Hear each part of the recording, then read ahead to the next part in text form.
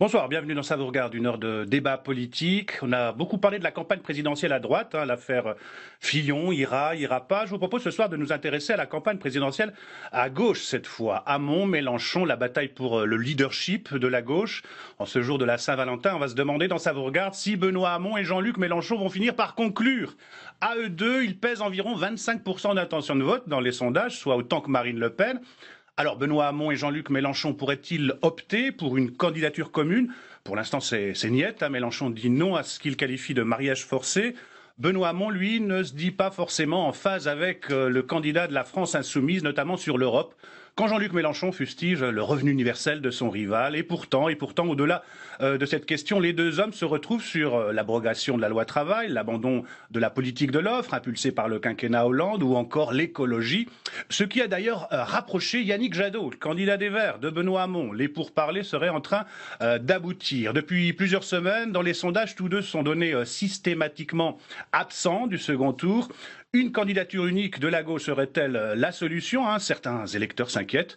À gauche, la question du rassemblement est au cœur des débats. Une pétition en ligne signée par 60 000 personnes demande une alliance entre Benoît Hamon, Yannick Jadot et Jean-Luc Mélenchon. Et puis, il y a le phénomène Macron, le retrait de Hollande, les évictions de Juppé et Valls, les déboires de Fillon, puis le positionnement à gauche de Hamon ont ouvert un boulevard au centre à Emmanuel Macron. Présidentielle 2017, va-t-on vers l'union de la gauche ou pas du tout? On en débat avec vous, avec notre partenaire le JDD, via notre site lcp.fr.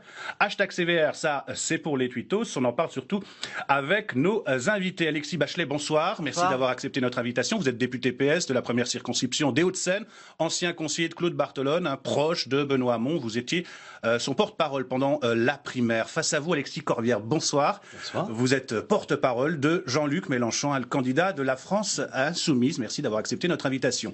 Bruno Roger Petit, bonsoir. Vous êtes journaliste, éditorialiste à Challenge. Enfin, Bélir Nabli, bonsoir. Vous êtes docteur en droit public, enseignant à Sciences Po Paris. Je signale votre essai « L'inégalité politique en démocratie », publié par la Fondation Jean Jaurès, et puis La République identitaire, ordre et désordre français aux éditions du CERF. Puis je signale aussi votre blog dans Libération, ça s'appelle « Égalité ». Au pluriel, on le disait, donc à gauche, les négociations avancent entre Benoît Hamon et le candidat écologiste, Yannick Jadot, mais avec Jean-Luc Mélenchon, c'est plus compliqué, c'est même au point mort pour l'instant, alors que ses alliés communistes ne seraient pas contre un accord électoral avec le Parti socialiste en vue des élections législatives. Le candidat de la France insoumise, lui, multiplie les fins de non-recevoir. Au même moment, Emmanuel Macron travaille sa stature internationale avec un voyage en Algérie. Béatrice Fazan. Qui est, à vos yeux, la meilleure chance de la gauche de succéder à François Hollande? La meilleure chance aujourd'hui, c'est qu'il n'y en a pas beaucoup. Voilà. Moi, je vais vous parler franchement ce matin. La seule chance d'être au deuxième tour aujourd'hui, celle qui l'a, c'est Marine Le Pen. Et de manière de plus en plus claire. Pour le porte-parole du gouvernement, la raison est toute trouvée. On est dans une situation où la division entre Benoît Hamon et Emmanuel Macron fait qu'il y a un partage. Et c'est ce qui fait que le risque de ne pas être au deuxième tour existe. À gauche, c'est donc l'incertitude. D'un côté, Benoît Hamon cherche à rassembler. Depuis son élection, le candidat socialiste multiplie les rencontres et les mains tendues en vue de proposer une candidature commune. Moi, je veux me tourner vers l'avenir. Et dans cet avenir-là, il y a toutes les familles socialistes, il y a toutes les familles de la gauche, et il y aura sans doute d'autres noms. Mais pour être très simple, ça n'est pas un congrès du Parti socialiste. Ça n'est pas la constitution du Conseil national du Parti socialiste, c'est la constitution de l'équipe de campagne qui doit nous amener à la victoire. Et cette équipe de campagne s'appuiera sur toutes les richesses qui sont celles de la gauche. Et ça commence par les écologistes. Ce week-end, Benoît Hamon et Yannick Jadot ont échangé longuement sur leur programme en vue d'un accord. Ça a été positif, constructif sur la question du projet qui est le seul sujet aujourd'hui. C'est le projet, le projet, le projet. Est-ce qu'on est en capacité de créer un espoir? Est-ce qu'on est en capacité de se rassembler pour jouer la gagne? C'est le seul sujet. Si les contours d'un projet commun avancent, le parti écologiste reste soumis à ses propres contradictions. Après s'être prononcé pour un candidat unique lors des primaires, les militants écologistes doivent désormais voter pour ou contre l'ouverture d'un dialogue avec Jean-Luc Mélenchon et Benoît Hamon. Ils ont jusqu'à jeudi, date à laquelle Yannick Jadot et Benoît Hamon ont prévu de reprendre les négociations. Le candidat écologiste devrait aussi rencontrer Jean-Luc Mélenchon à Strasbourg. Mais côté France Insoumise, on est encore très loin de l'accord. Il faut avoir des accords positifs, c'est clair. C'est pour ça que c'est compliqué. Si vous voulez, tout le monde nous pousse à nous embarrasser parce que ça ferait joli sur la photo. Mais c'est pas raisonnable, c'est pas responsable. Il s'agit de gouverner un grand pays, pas de faire une synthèse au congrès du PS. Gouverner un grand pays en regardant au-delà de ses frontières. Emmanuel Macron profite de la zizanie en France pour marquer des points en Algérie. Je pense que c'est très important en tout cas de savoir parler à la communauté franco-algérienne. Et donc j'espère être celui qui, durant cette campagne, portera cela, parce que ça fait partie de notre projet et de ce que nous sommes. Et donc c'est une des composantes de la France et du projet français. Loin des négociations, comme à son habitude, Emmanuel Macron joue en solitaire et ratisse le plus large possible, sans dévoiler pour autant son programme politique. Voilà, avant de dérouler le thème de notre débat, un mot sur cette campagne présidentielle. Elle s'inscrit dans un contexte sans précédent en France, comme sur le plan international. Quelle est votre analyse sur cette campagne un peu folle, Alexis Bachelet? Alexis Corbière. Non, alors je réagis à votre sujet, c'est une façon d'engager la discussion. Allons-y. Oui, c'est très partisan comme façon de faire. En gros, il y aurait un personnage très unitaire, très sympa, c'est Benoît Hamon. Puis par ailleurs, pendant que nous, en plus, on s'engueule, il y en a un qui marque des points à l'étranger. Et en gros, il y aurait un type fermé qui est Mélenchon. Quand vous lui donnez la parole à Mélenchon, le sujet, lui, il dit qu'il est pour un accord. Mais ça, vous ne le présentez pas comme ça. C'est le thème pour l'instant qu'on veut nous imposer depuis 15 jours. Écoutez, il y a un truc qui est quand même incroyable, c'est que Benoît Hamon, et moi je suis plutôt content de sa victoire, il y a 15 jours devant les caméras, il a dit « Dès demain, j'appellerai Jean-Luc Mélenchon ». On est 3 semaines plus tard, il n'y a toujours pas d'appel. Le seul qui fait un geste, c'est Jean-Luc Mélenchon qui fait une vidéo qui s'adresse à Benoît Hamon, dans laquelle il dit « Moi, je suis pour discuter ». Mais évidemment, ce qu'il ne faut pas oublier, c'est qu'on est dans un moment particulier de l'histoire du pays où c'est le parti de Benoît Hamon qui dirige. Donc on aimerait avoir 2-3 éléments de quoi on va parler. Nous, par exemple, on a un programme, l'Avenir en commun, 357 propositions. Benoît Hamon, à ce stade, a des petits éléments sur son blog, mais il n'y a pas de programme. Donc la discussion, pourquoi pas? Mais pour faire quoi?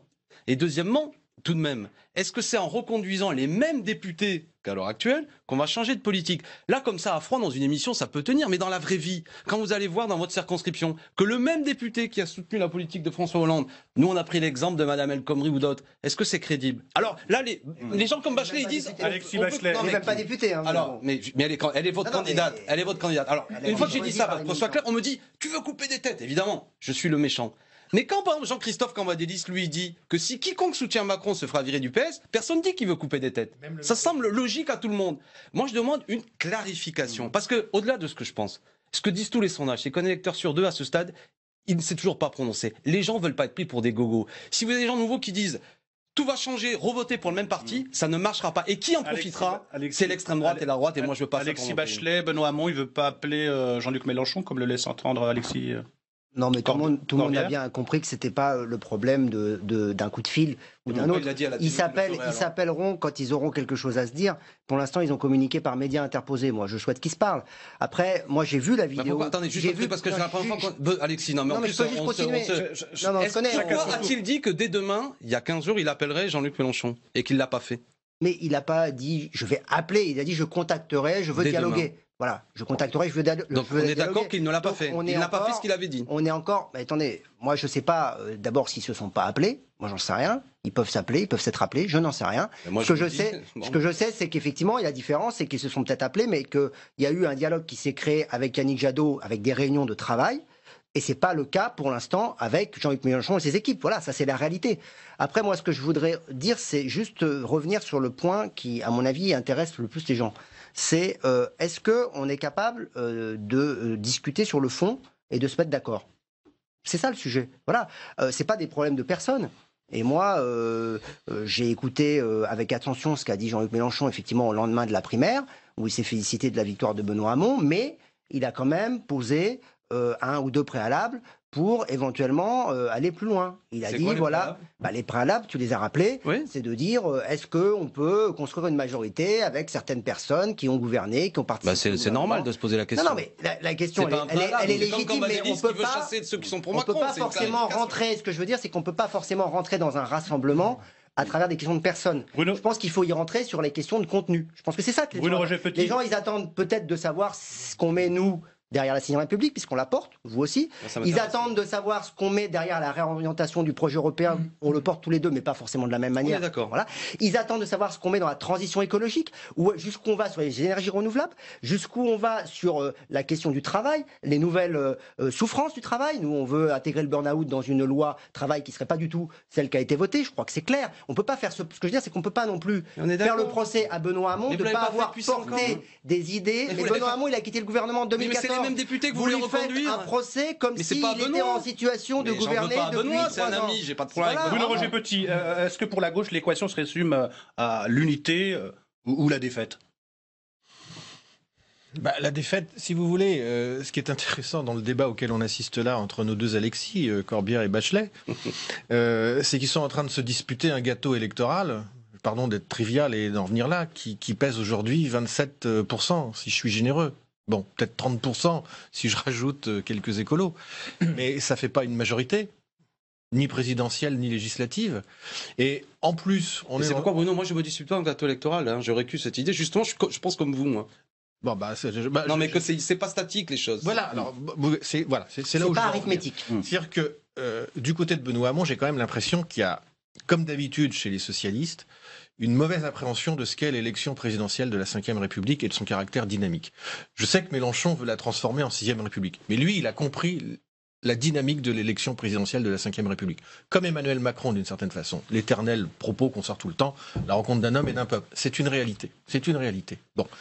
Pendant que le Parti socialiste, la France insoumise, Yannick Jadot et les Verts sont en train de discuter, ils sont à l'arrêt en termes de campagne et de dynamique. Ça ne bouge pas. Et pendant ce temps-là, Marine Le Pen fait campagne. D'autant plus facilement qu'il y a un candidat de la droite qui est empêtré dans une série d'affaires où toutes les semaines, à chaque parution du Canard enchaîné, on remet 100 francs dans la machine à faire du bruit médiatique et ça repart. Marine Le Pen, elle est tranquille. Et ce qui apparaît aujourd'hui assez invraisemblable peut devenir réalité. C'est-à-dire qu'il peut se produire, in fine, le 7 mai prochain, un concours de circonstances où les uns et les autres, ayant perdu beaucoup de temps à s'affaiblir les uns et les autres, Marine Le Pen, c'est ça l'enjeu quand même, peut être élue président de la République. Voilà. Aujourd'hui, c'est une hypothèse possible. Donc il serait temps que les uns et les autres, au-delà des affrontements sur je veux mettre plus d'écologie, tu veux en mettre moins, en Europe c'est pas la mienne, etc. Bah oui, mais c'est quand même une réalité. Bélir Nabli, Marine Le Pen, présidente de la République, c'est possible? La question portait sur le contexte dans lequel s'inscrivait finalement cette campagne. Et effectivement, c'est un contexte vraiment particulier. D'abord, sur le plan international, on assiste en temps présent à une reconfiguration des rapports de force internationaux avec finalement à nouveau, non pas une guerre froide, mais un monde bipolaire, je dirais, avec cette fois-ci non pas une confrontation ou un rapport de force frontal, mais au contraire la perspective d'un rapprochement russo-américain avec aussi derrière la perspective d'un déclin officiel d'une sortie de l'histoire de l'Europe. Je dis cela pourquoi? Non pas pour jouer la carte du déclinisme, mais au contraire pour mettre un peu nos responsables politiques devant leurs responsabilités historiques. Pourquoi je le dis aussi? Parce que je trouve que l'échange auquel on a assisté est légitime. C'est légitime, on fait de la politique et il y a une dimension un peu partisane, des rapports de force. Mais on vit dans un moment de l'histoire qui est profondément tragique. L'idée européenne a de moins en moins de sens, elle a l'air même contre le sens de l'histoire, de notre histoire. Il y a une montée des extrêmes droites en Europe. À l'est de notre Europe, il y a des discours qu'on pensait avoir, ne plus avoir à subir et qui reviennent et qui se banalisent et qui ne sont même pas sanctionnés au niveau des institutions européennes. Ce qui est une manière de dire que l'Union européenne en tant qu'organisation aussi a de moins en moins de sens. Elle ressemble à une coquille vide sur le plan institutionnel. Elle n'a plus de valeurs qui permettent de l'animer. C'est pourquoi on a cette impression d'astre mort lorsqu'on parle de l'Union européenne et du projet européen. Et à côté, on a notre contexte européen. On a notre campagne présidentielle. Elle doit être à la hauteur des enjeux. Elle est aussi exceptionnelle, cette campagne, parce qu'on a un candidat à droite qui est dans une situation hors norme. On n'a jamais vu ça. C'est-à-dire qu'il est confronté à une affaire d'emploi fictif présumé, mais tout en faisant fi à la fois des accusations, des poursuites et d'une demande de transparence, j'allais dire populaire, non, démocratique tout simplement. Et malgré cela, il y a un rapport de force au sein même de la droite. On parle des rapports de force à gauche, il y a aussi quelque chose à droite qui pourrait aussi aboutir à une forme d'implosion. Alexis Corbière, vous voulez réagir? Non, mais on peut discuter de l'analyse que fait Bellig, mais précisément parce que je pense que le moment est tragique et important. Les gens sont nécessairement la question pourquoi faire va être posée. On ne peut pas balayer d'un revers de main et dire allez Mélenchon, arrêtez d'embêter, mettez-vous d'accord même à n'importe quel prix, ça marchera. Précisément, il y a un haut niveau d'exigence aujourd'hui. Moi, j'ai appelé ça une vague dégagiste de tous ceux qui, aux yeux des milieux populaires et plus généralement de la population, apparaissent comme responsables du désastre, vont être dégagés. C'est arrivé à beaucoup. C'est d'ailleurs l'énergie qui fait gagner M. Hamon, qui était le moins connu des candidats. Il gagne d'abord avec pour ressort le fait que les gens voulaient en finir avec Valls. Et si moi, dans quelques mois, ça peut être facile pour moi, je vais négocier un accord. Peut-être que même j'en profiterai personnellement, ma carrière personnelle s'en verra avantagée. Je dis que tout ça peut créer un effet terrible dans un mois et demi où la seule alternative aux yeux de millions de gens, c'est l'extrême droite. Je ne veux pas ça. C'est la raison pour laquelle je suis ouvert à toutes les discussions. Mais là-dessus, Alexis Bachelay, on va commencer à mettre des thèmes intéressants de débat. L'Europe, on peut en parler ? Le CETA, par exemple. Juste un truc, je vais lancer une pierre dans le jardin d'Alexis Bachelay. Il y a une réunion hier, il y a un rassemblement possible des députés européens, députés européens Mélenchon, députés européens Yannick Jadot, Patrick Le Yarrick pour le Parti communiste français. Les gens qui écoutent la chaîne, Emmanuel Morel. Voilà. Mais les gens qui regardent le rassemblement, c'est possible. Les gens qui regardent la chaîne parlementaire sont des gens avertis qui aiment la politique. Quand il y a eu un projet de loi proposé par les députés communistes il y a une semaine, qui demandait qu'il y ait un référendum, projet de résolution, qui demandait qu'il y ait un référendum qui consulte le peuple français sur le CETA. Tous les députés socialistes, parce que pris dans leurs contradictions, ont fait le choix de s'abstenir. C'est-à-dire que Benoît Hamon, j'en fais pas une affaire personnelle. Avec les communistes. Hein. D'accord, mais oui, 6, mais pas vous ni Benoît Hamon. Moi, j'étais pas dans l'hémicycle à ce moment-là. C'est quand même embêtant que sur un seul sujet, vous ne soyez pas dans l'hémicycle d'ailleurs. Mais Benoît Hamon, c'est un sujet important. C'est pas non plus comme ça qu'il faut traiter le sujet. C'est-à-dire pas la demande de référendum. On va nominaliser parce que je pense qu'il y a plein de séances au Parlement européen où Jean-Luc Mélenchon était absent. Donc on ne va pas traiter le sujet à travers la présence d'un tel ou un tel dans l'hémicycle. Non mais attendez, on parle de choses sérieuses. Est-ce qu'on peut être président de la République française en n'ayant pas d'opinion sur le fait qu'il faut un référendum ou pas sur le CETA? Pourquoi Benoît Hamon s'est-il abstenu? Pourquoi n'a-t-il pas mené la bagarre? Mais les amis de Benoît, arrêtez de jouer. Les amis de Benoît Hamon ont conseillé n'importe quoi. Non mais là, là on joue, mais si, parce que tu essaies d'attribuer à Benoît une position qu'il n'a pas eue. Sur le CETA, il remet en cause l'accord tel qu'il a été négocié. Et on est un certain nombre à avoir aujourd'hui saisi le Conseil constitutionnel sur cette question. Pas pour un référendum? Et parce que c'est pas forcément le sujet, c'est pas le référendum. Le sujet, c'est le contenu du traité. Le débat. Non mais pardon, attendez. Non mais j'aimerais que ce soit clair. Par ailleurs, je termine. Vous me répondrez. Le débat qui a eu lieu au sein du groupe socialiste, vous me corrigez si je dis une bêtise, c'est que certains étaient pour voter contre cette résolution. D'autres étaient pour. Et le compromis qui est trouvé au sein du groupe socialiste, c'est que tout le monde va s'abstenir, y compris les amis de Benoît Hamon.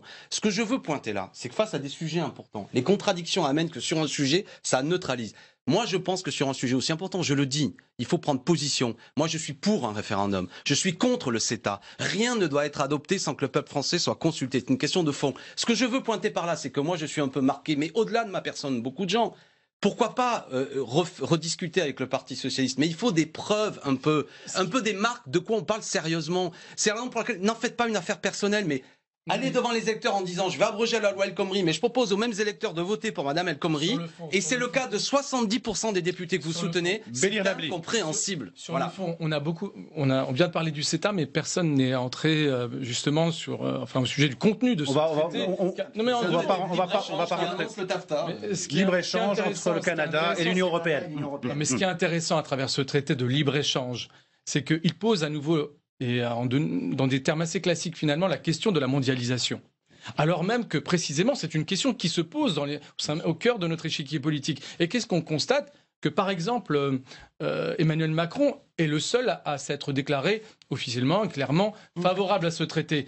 C'est pas anodin pour le coup, parce qu'on le taxe un peu facilement de ne pas proposer. Là pour le coup il a pris une position claire qui permet de souligner un peu, à la fois, non pas son ambiguïté, mais la difficulté à l'identifier politiquement.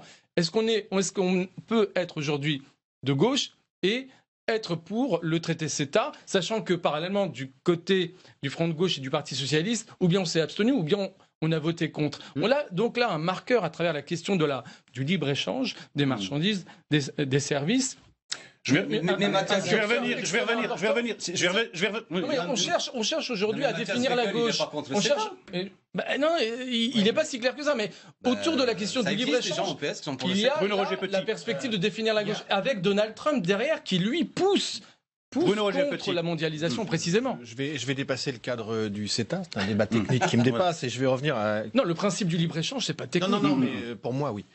Je connais mes limites. En revanche, Alexis Corbière vient quand même de soulever quelque chose qui est fondamental s'agissant de la position des socialistes et de Benoît Hamon. Il n'y a pas d'homogénéité aujourd'hui au sein du Parti socialiste.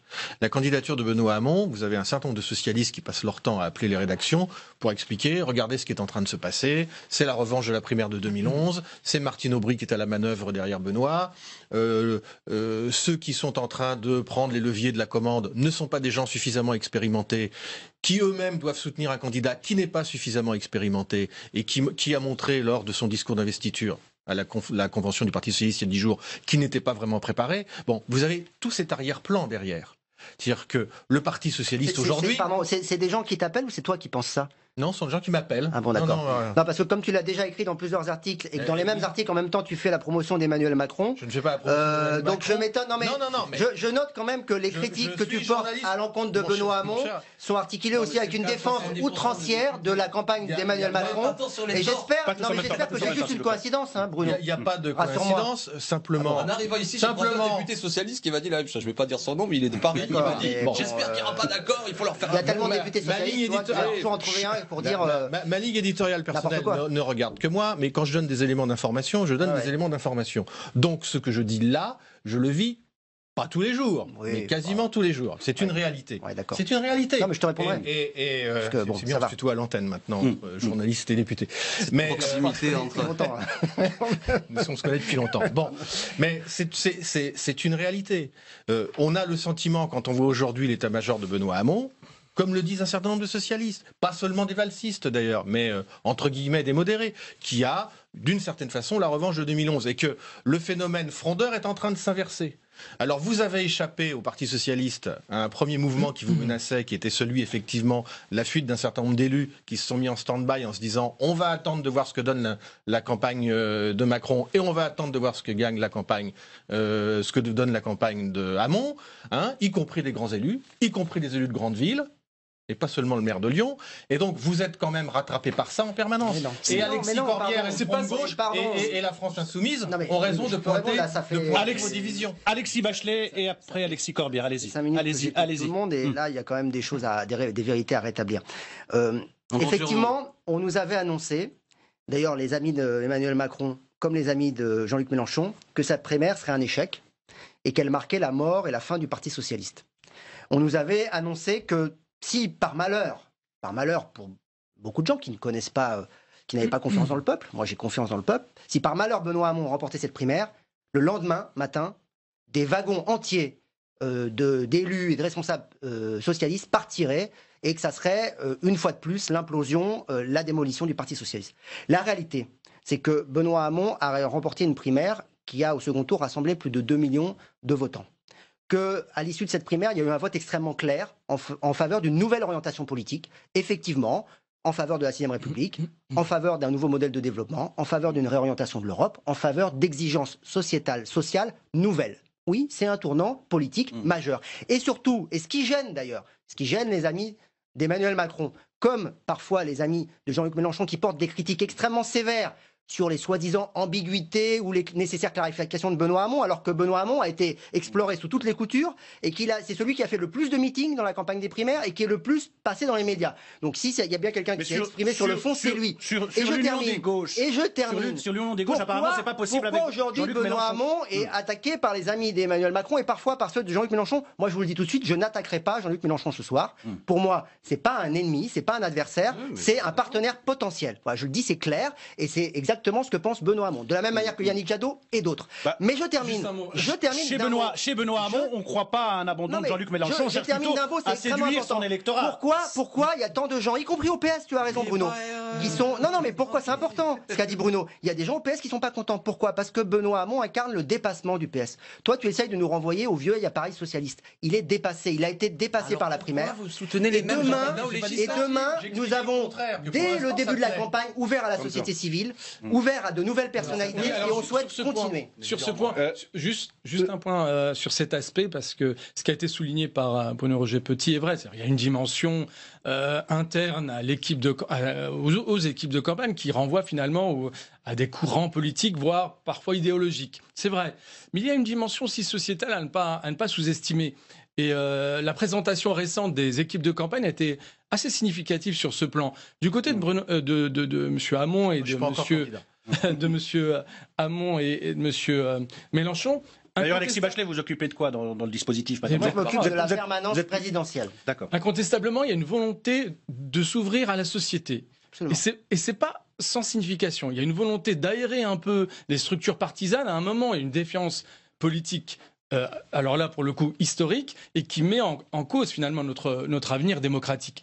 Alors que, par contraste, et c'était intéressant, M. Macron a présenté son équipe, et le candidat du renouvellement, tel qu'il veut se présenter, alors là, a présenté une équipe qui incarnait une manière de faire de la politique assez conservatrice. Avec beaucoup d'hommes, de peu de femmes, de droite. Classe supérieure sur le plan social, en tous les cas, et une forme de fermeture qui contraste avec le discours d'ouverture. Là aussi, à un moment donné... Donc le renouveau, c'est pas Macron, si je vous entends. Ça, je sais pas, c'est pas à moi de le dire, mais en tous les cas, c'est quelque chose qui parle. Le maire, c'est Bruno Le Maire.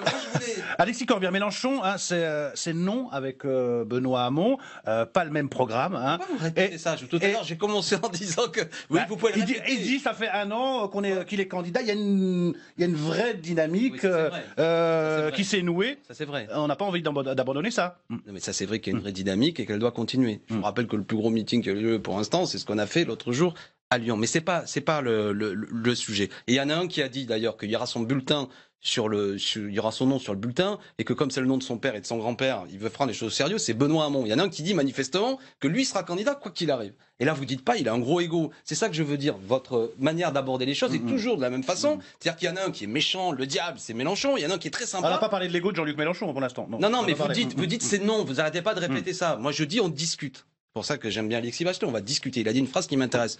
Benoît Hamon, c'est le dépassement du PS. Mais si c'était vrai, la discussion serait plus facile.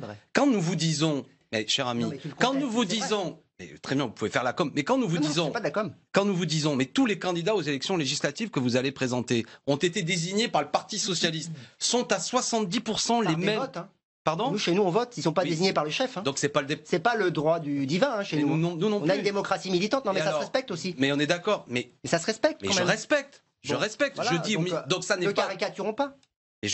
Non mais arrêtez vos trucs de com. C'est les candidats du PS. On est d'accord. Donc c'est pas le dépassement. Désigné par les militants PS. Donc c'est pas le dépassement du PS, c'est le PS. Assumez ça. Assumez-le. On n'a pas désigné tous nos candidats. On a désigné une partie de nos candidats. Et on souhaite s'ouvrir à la société civile comme ça a été très bien dit. Dans les à droite ingagnables, vous avez peut-être pas désigné pour l'instant. Bien sûr, c'est bien connu. Non mais parlons sérieusement. Non mais là tu parles de tambouille, mais moi je te parle de choses sérieuses. Justement, je veux pas. Ce que je veux dire, c'est que terminez votre propos. Parlez pas en même temps, sinon c'est inaudible pour les téléspectateurs et c'est contre-productif. Mon propos, c'est que si Benoît Hamon avait dit fort de ma victoire, ayant compris que ce qui me fait mandat, c'est le fait d'en finir avec la politique depuis 2012. Précisément, comme le dit Alexis Bachelet, dépassement du PS, plus comme avant. Ce parti est mort. Et je m'ouvre et je m'adresse à Jean-Luc Mélenchon dès le lendemain, sans vous donner des conseils. Si ça avait été Mélenchon, viens, on va discuter. La situation était différente. Mais depuis 3 semaines, qu'est-ce qu'on a vu? Le même. C'est pour ça que j'en fais pas une affaire de personne, mais ça pue un peu la manœuvre. Après avoir dit je vais m'adresser à Mélenchon. Mais le premier qui va voir, c'est Cazeneuve. Puis après, il va voir Hollande. Et puis après, il appelle toujours pas Mélenchon. Et puis je découvre même, maintenant dans la presse, que vous ou d'autres de l'entourage d'Hamon dit non mais Hamon, lui, c'est pas lui d'appeler Mélenchon. En gros, le petit travail. Non mais c'est une façon d'aborder une discussion unitaire. Tout ça parce qu'on se connaît les uns les autres. Ça pue tellement des histoires de combines à 2 balles, de fausses discussions, de gens qui veulent pas en vérité. parce qu'ils sont pétris dans des contradictions internes du PS. Parce que cette pression que décrivait Bruno Roger-Petrie, elle est réelle. Qu'au sein du PS, qu'est-ce qu'on dit à Hamon? Arrête tes conneries avec Mélenchon. C'est vers Macron qu'il faut siffonnner. Tu dois te recadrer.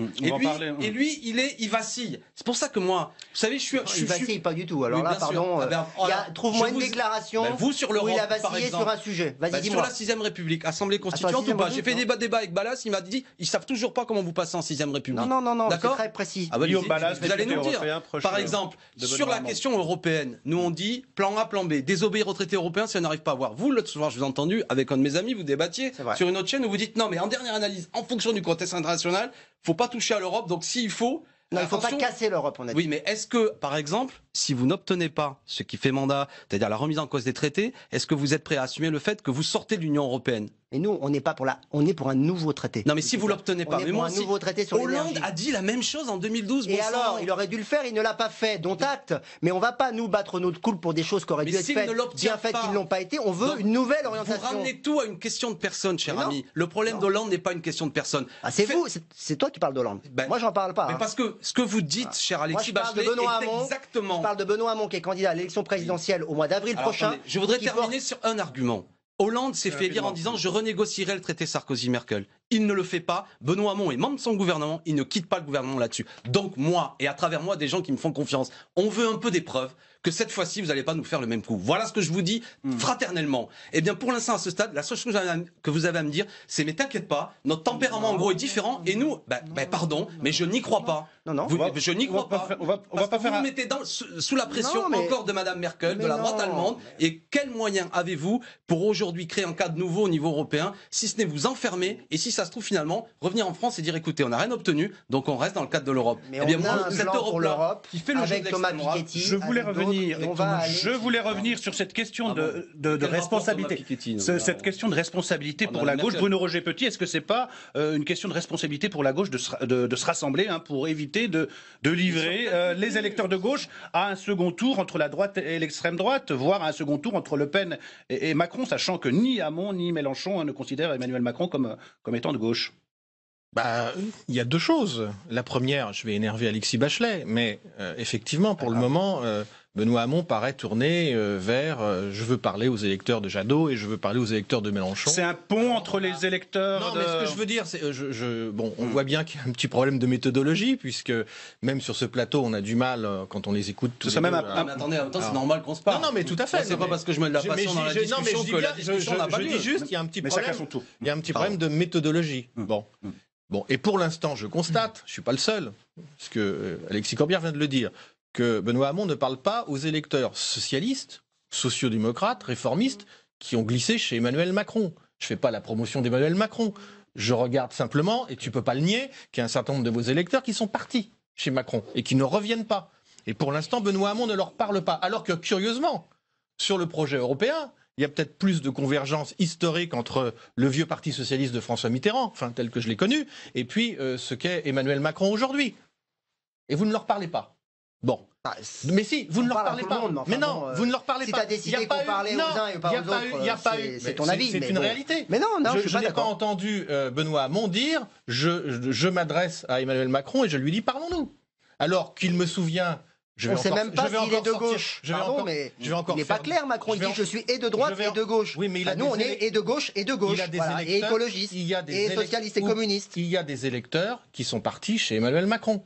Ils sont partis pour une raison précise. Mais ils vont revenir parce qu'ils sont partis sur un mirage. Ils pensent qu'Emmanuel Macron incarne le progrès, la gauche. Ils se trompent. Ils sont peut-être partis sur un mirage, mais pour l'instant, ils ne reviennent pas. Et vous ne leur parlez pas. Aujourd'hui, vous ne leur dites rien. Les principaux soutiens d'Emmanuel Macron, ce sont des anciens ministres de droite, du centre. Jean-Paul Devoy, ex-RPR, qui préside sa commission d'investiture. Pour Gérard Collomb.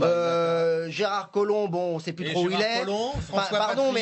Pardon, mais c'est pas le renouvellement non plus. Hein. Justement, messieurs, je vous propose d'écouter Benoît Hamon. C'était lors du débat qu'il a posé à Manuel Valls lors de la primaire. Il se dit proche de Jean-Luc Mélenchon et expulse Macron de la grande famille de la gauche. On écoute et on réagit juste après. Sur la planification écologique et la transition écologique, j'ai des points d'accord avec Jean-Luc Mélenchon. Et à l'évidence, il a parfaitement pensé la nécessité d'un nouveau modèle de développement. Moi, je ne suis plus de ceux qui pensent qu'il faille tout miser sur la croissance, peu importe ce que la croissance veuille dire. Moi, je suis dans la gauche. Et la gauche, elle comprend Jean-Luc Mélenchon. Aujourd'hui, Emmanuel Macron se dit ni de droite ni de gauche. Regardez ses propositions sur le travail.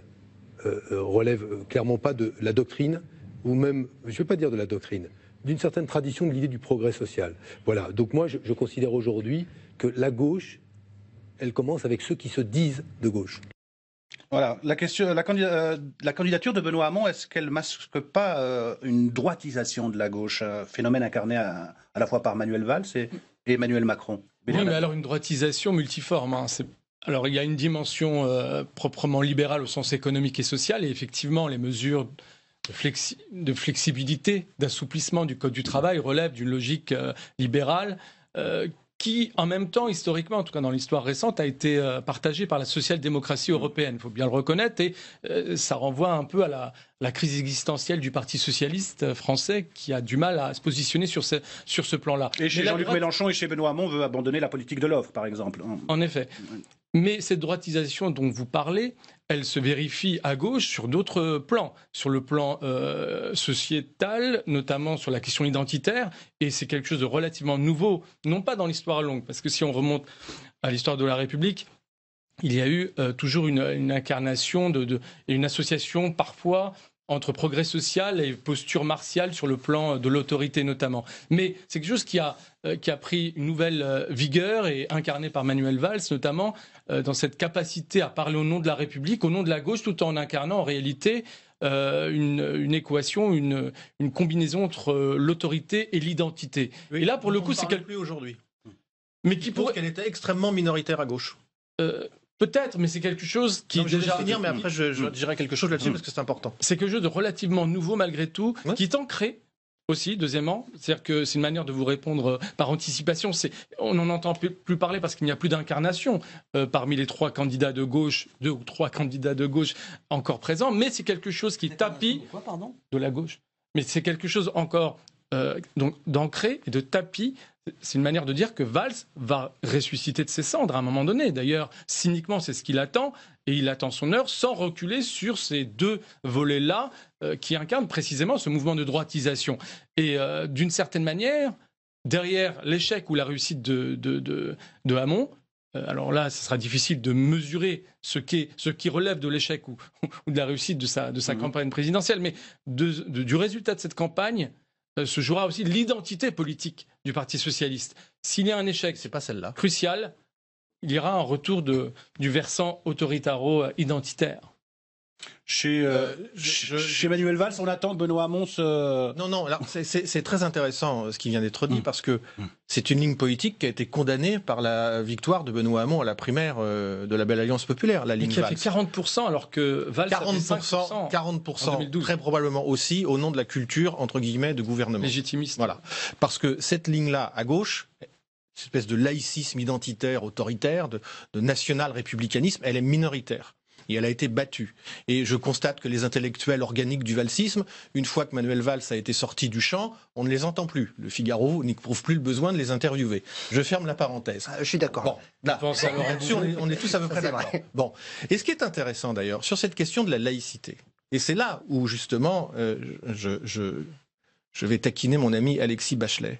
Sur la laïcité, la position de Benoît Hamon, c'est exactement la même que celle d'Emmanuel Macron, et très probablement celle de Jean-Luc Mélenchon.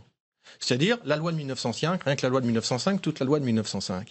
Et c'est pour ça, j'en reviens là Alexis, que je ne comprends pas. Il faut dire quoi d'autre sur la laïcité par la loi de 1905 ? Il faut dire ça. Déjà qu'il faut défendre. Mais non, mais il faut dire ça. Pardon. Moi, je suis pas du tout un intellectuel organique du valsisme, pour ceux qui ne l'auraient pas compris, puisque Alexis pense que je suis intellectuel tout court. Je pense que tu es en train de devenir un intellectuel organiste du macronisme. Oui, bon, mais ça va c'est pas durer l'accusation longtemps, portée. Mais là, c'est un éditorialiste qu'on a invité. C'est pas le porte-parole d'Emmanuel Macron. On prend plaisir à discuter avec lui. Non, mais c'est intéressant. Non, mais c'est-à-dire que voilà, je ne comprends pas que vous n'entamiez pas, par exemple, vis-à-vis des électeurs socialistes, sociodémocrates qui sont actuellement chez Macron, une conversation sur ce sujet. Je ne comprends pas. C'est d'autant plus important que, encore une fois, s'il y a échec de ces 3 candidats, c'est la figure valsiste ou le courant valsiste qui va pouvoir s'appuyer sur cet échec pour dire, vous voyez, il y a une alternative idéologique et politique. Je pense que le courant valsiste, comme vous dites, est extrêmement minoritaire. Alors, dans cette émission, on a l'habitude de donner la parole à nos sentinelles citoyennes et nous avons Romain qui voulait intervenir dans ce débat. Romain. Bonsoir à tous. Bonsoir. Oui, alors j'avais une petite intervention à faire et après 2 questions à poser à Très M. rapidement. Corbière Ah oui, et un beau Bachelet. t-shirt. On le laisse. J'entends parler. On laisse. Allez-y, c'est à vous. Allez-y. Ça marche. Oui, j'entends souvent parler de révolution par les urnes, notamment de M. Mélenchon. Donc je voudrais dire, qui consent à suivre les règles du jeu de son maître en jouant avec ses outils ne lui désobéit en aucune manière. Cela leur permet juste en fait de hautes sphères du pouvoir de se congratuler entre eux et de perpétuer l'hérédité politicienne. En mon sens, moi je proposerais plutôt une vision nouvelle de la société que je nommerais la Confédération démocratique. J'invite d'ailleurs M. Corbière et M. Bachelet, d'ailleurs s'ils veulent aussi, de me contacter sur Twitter ou sur Facebook pour s'en informer plus longuement auprès de moi, je vous contacterai. Et mes questions donc, de ce fait, avant d'entendre M. Corbière dire comme quoi c'est possible, c'est ce que vous souhaitez mettre en pratique, justement la révolution par les urnes, je vous pose 2 questions, à vous et M. Bachelet. Et donc ne parlez pas de pédagogie parce que de démagogie pardon, parce que c'est tout à fait possible. Donc en fait, en vous mettant de côté, seriez-vous capable de laisser la place totalement à la société civile au profit des travailleurs, syndicalistes, personnes des quartiers populaires comme Adama, Théo, Rémi Fraisse par exemple, dans des assemblées régionales qui formeraient des contre-pouvoirs aux assemblées actuelles qui sont légitimes car élues minoritairement? Et cette émergence permettrait-elle l'existence d'une loi de fait due à l'application par les citoyens souverains de la nation? La considérez-vous, cette loi de fait, supérieure à la loi illégale du Parlement? Merci Romain, on a compris donc l'ouverture à la société civile. Alexis Bachelet. Non mais bon, je pense qu'il y a l'expression d'une remise en cause fondamentale de la démocratie représentative. Voilà. Là, ce qu'on propose, c'est effectivement la dissolution de la démocratie représentative pour la remplacer par d'autres types d'assemblées. Enfin, moi, à titre personnel, je trouve... La compléter. Non, moi, je comprends que c'est une remise en cause radicale.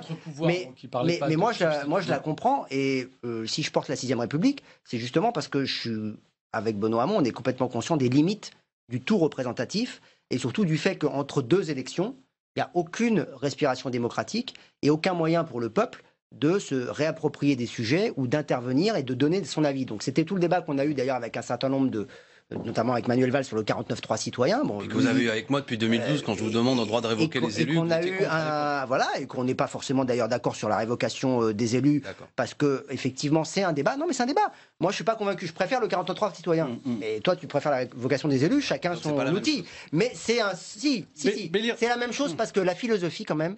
Et là-dessus on sera peut-être d'accord avec la Sentinelle. C'est que nous on considère que la démocratie, c'est pas la démocratie représentative, point. On considère que la souveraineté populaire, elle doit s'exercer à l'intérieur des mandats des élus pour qu'il y ait du contrôle, pour qu'il y ait de la transparence et pour qu'il y ait même des moyens d'intervention par des... Sur cette thématique, Bélir Navli, je vous repasse la parole après, Alexis Corbière. Vous avez écrit, Bélir Navli, dans une tribune à Libération, que ces élections, je cite, sont révélatrices de cette pathologie prégnante de notre démocratie représentative, toujours marquée par une endogamie endémique. Celle-ci symbolise une classe politique fermée sur elle-même et réduite au profil type de l'homme blanc de plus de 50 ans. Vous pouvez développer ?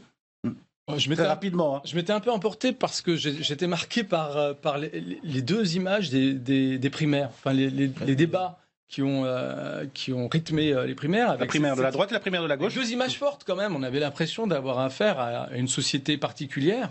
Marquée justement par cette endogamie, c'est la même extraction sociale à peu près, une représentation peu représentative de ce qu'est la société française aujourd'hui, et ce décalage-là, ce déficit de représentativité de nos élus et de nos responsables politiques participe à la défiance dont on parle à un moment donné. Et si on n'y répond pas, eh bien, on ne fera que nourrir cette défiance. Je vous donne un autre exemple. On s'interrogeait sur précisément pourquoi il y a une fracture politique. C'est parce qu'il y a un procès permanent qui est mené aujourd'hui à l'encontre des politiques. Procès en inefficacité, en incompétence, en déficit de représentativité. Comment on fait ? Eh bien là, pour le coup, il y a un vrai clivage entre la droite et la gauche. Vous le savez, à droite, l'idée de l'interdiction du cumul des mandats ne passe toujours pas en réalité. Quelque chose qui a l'air plutôt... acquis ou acquise à gauche et largement soutenu dans la population civile, est un élément qui n'arrive pas à être admise par les élus de droite. Et c'est l'une des pressions qui est mise sur François Fillon, qui, pour le coup, est pour l'interdiction et le renforcement du cumul des mandats. Le renforcement, j'en doute, mais en tout cas, sur la confirmation de l'interdiction du cumul des mandats. Mais un certain nombre de personnes autour de lui demandent, lui exigent même de revenir sur cette idée. C'est une manière de dire que certains de nos élus n'ont toujours pas conscience de cette fracture dont tout le monde parle, mais dont tout le monde n'a pas conscience. Ce qui explique aussi le comportement d'un François Fillon qui a du mal aussi, de par sa réaction aux affaires, à prendre acte du sentiment qui traverse la société. Et donc, voilà, il y a vraiment un décalage, une fracture entre le corps politique, le corps social d'un côté et le corps des élus. Et si on n'y répond pas, tout est encore possible. Alexis Corbière. Non, mais Romain m'avait posé des questions et fait une remarque. Premièrement, Romain, c'est une position que je respecte, c'est être anarchiste, la citation qu'il fait, si je me trompe, il me corrigera, je crois qu'elle est de Proudhon, tout ça est très bien. Voilà. Pardon ? Je suis communiste, Alexis, je suis pas anarchiste. Je sais que le noir fait anarchiste. Non, mais même, il m'avait semblé, Romain, je me trompe. J'ai même la petite boucle d'oreille avec le fossile et le marteau. Très bien, mais il n'y a pas de problème. Mais ce que dit Romain, au-delà de tous les désaccords qu'on doit avoir sans doute, cher Romain, vous savez très bien qu'il y a un candidat qui propose de convoquer une assemblée constituante pour que nous discutions de ce dont vous parlez. Ce dont vous parlez est respectable.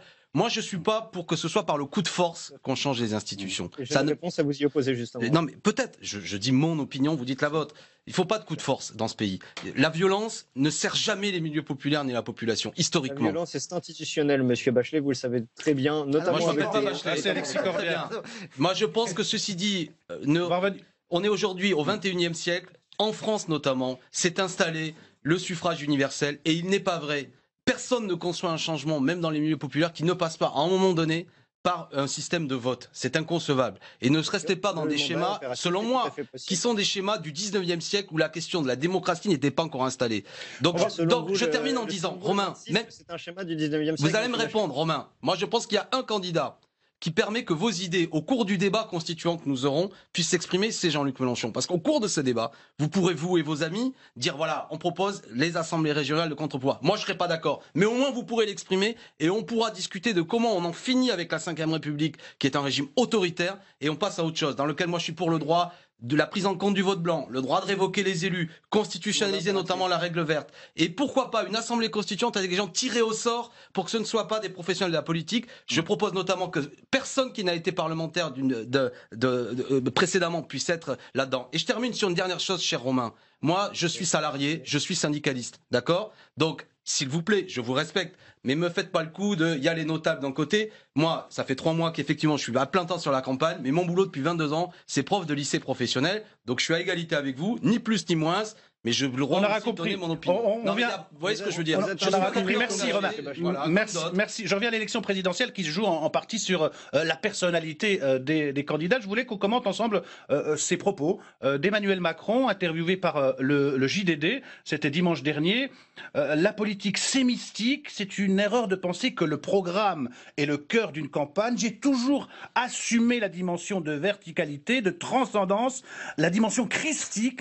Je ne la renie pas. Je ne la revendique pas. Emmanuel Macron au JDD, 19 février 2017. Bruno Roger Petit, on a beaucoup dit que Mélenchon se prenait pour l'homme providentiel. Est-ce que c'est pas le cas avec Macron ? Il n'y a pas un côté christique ? Qui l'a dit, pardon ? On l'a beaucoup dit. Qui a dit qu'il se prenait pour l'homme providentiel ? On l'entend, ici et là. Vous savez, sur vous, il y a des tas de choses pas sympas qui se disent. Non, mais je veux dire par là, c'est sérieux d'engager la discussion comme ça ? Parce qu'on a beaucoup dit, sur des tas de gens, on a beaucoup dit. Non, mais moi, je vous le dis franchement, je ne comprends pas pour quelle raison, chaque fois qu'il y a Mélenchon, il faut faire une petite parenthèse avec une peau de banane. Je veux dire, c'est le seul qui propose. C'est l'image médiatique. C'est le seul qui propose la fin de la monarchie présidentielle. C'est le seul qui met au cœur de son débat. Revenons sur Emmanuel Macron. Une discussion comme ça. Je vous le dis, c'est tout. Là, c'était pas. Non, mais bon, c'est pas l'homme providentiel, voilà, justement. Mais allons. Il y a une chose... Emmanuel Macron, est-ce que c'est l'homme providentiel ? Il y a une chose, non, il se considère pas comme ça, je ne pense pas. Quand on l'a interviewé pour Challenge, on n'était pas là-dessus. En revanche, il a une conception qui, c'est vrai, est assez traditionnelle de la Ve République. Très gaulo-mitterrandienne. Voilà, extrêmement gaulo-mitterrandienne, et il est très attaché à ce concept de verticalité, mais c'est pas lui qui l'a inventé, hein. C'est Jacques Pilan et Gérard Collé, quand ils ont théorisé la figure du président en disant c'est Jupiter, l'homme qui porte la foudre, etc. Et on a beau dire, on a beau faire, il n'a pas tort. Ça reste perçu comme ça par les Français. Et encore une fois, Jean-Luc Mélenchon, moi je suis très admiratif de l'exercice d'équilibriste, qui est quand même dans une démarche extrêmement Ve République pour porter une Sixième République. Peut-être que vous y Non, mais vous avez raison. Mais Bruno, je suis d'accord avec vous. Il est dans cette démarche. Je ne la sens pas chez Benoît Hamon, par exemple. Benoît Hamon, si je compare à Mélenchon ou Macron ou Marine Le Pen, il est dans une démarche extrêmement horizontale. Très de proximité. Mais non, mais c'est vrai. Et il n'aborde que des thèmes, les perturbateurs endocriniens, un certain nombre de choses comme ça qu'il porte, qui sont quand même très éloignés du régalien. Et j'attire l'attention juste sur un point. La santé, c'est éloigné de la préoccupation des Français. Non, très éloigné du régalien. Oui, mais du régalien. Terminez votre propos. Bruno Roger Petit. Mais alors je vais te dire ce que c'est. On est quand même dans une période où la demande de protection est extrêmement forte de la part des Français. Protéger la santé des Français, c'est une demande de protection à laquelle il faut répondre. Pas seulement. Oui, non, pas seulement, mais aussi... Protection générale. On sait faire du régalien classique, mais il faut aussi faire du régalien sanitaire. Protection contre l'insécurité, protection contre le terrorisme, protection contre la déshérence de la France périphérique. Ça, il y a une énorme demande de protection. Et je ne pense pas qu'en faisant seulement de l'horizontalité, on puisse répondre à ceux qui sont aujourd'hui prêts à voter Marine Le Pen parce qu'ils sont en colère et en rébellion contre tout. C'est intéressant parce qu'encore une fois, Emmanuel Macron est censé incarner une forme de modernité, mais c'est le mot-clé, incarnation. Oui, il est censé incarner une forme de modernité qui donc épouserait une révolution du politique aujourd'hui qui rejoint une forme d'horizontalité, alors que, au contraire, il se tourne vers une conception assez classique, assez conservatrice du politique, du moins en France, où il y a verticalité, etc. Ouais, donc. Mais c'est la logique. Il faut d'une certaine manière, ou bien il est contradictoire, ou bien il doit faire un choix. Nulles ou mauvaises, ou non, c'est pas un jugement de valeur, au contraire. C'est une analyse sur un équilibre qui tend à incarner. Vous ne pouvez pas faire campagne avec l'élection présidentielle de la Ve République telle qu'elle est, telle que De Gaulle l'a conçue et telle que certains l'ont utilisée, sans en tirer les conclusions qui s'imposent à vous. Vous ne pouvez pas faire campagne dans l'élection du président de la Ve République au suffrage universel en heurtant de front tous les fondamentaux, j'allais dire l'ontologie, comme on dit, de cette élection. Ce n'est pas possible. Alexis Bachelay, on voit dans les études d'opinion, seulement 36% des sondés qui se disent prêts à voter Macron sont sûrs de leur vote. C'est pas beaucoup, c'est un électorat volatile. Oui, alors moi j'avais cru comprendre en venant dans cette émission qu'on était là pour parler de la gauche, du rassemblement de la gauche et éventuellement de la possibilité avec les écologistes, avec Jean-Luc Mélenchon, avec d'autres de se rassembler. Bon, voilà. Donc là depuis tout à l'heure on nous explique que Macron est formidable parce que c'est un gaulo mitterrandien, sans programme et que c'est super moderne, top nec ultra de pas avoir de programme dans une élection présidentielle et même de la faire un peu christique en levant les bras au ciel et en les écartant.